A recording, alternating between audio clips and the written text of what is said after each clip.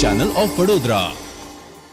ફતેપુરા તાલુકા ખાતે સમસ્ત પ્રજાપતિ સમાજ દ્વારા દશામાના વ્રતોત્સવને લઈને શોભાયાત્રા યોજાઈ હતી।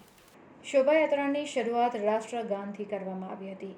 ફતેપુરા તાલુકાના મુખ્ય મથક ફતેપુરા ખાતે ફતેપુરા નગરના સમસ્ત પ્રજાપતિ સમાજ દ્વારા દશામાના વ્રત ઉત્સવ નિમિત્તે શોભાયાત્રા યોજાઈ હતી।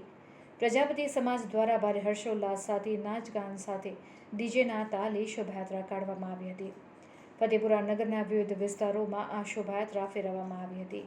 શોભાયાત્રામાં ફતેપુરા પ્રજાપતિ સમાજના તમામ ભાઈઓ બહેનો વડીલો અને બાળકો ઉપસ્થિત રહ્યા હતા।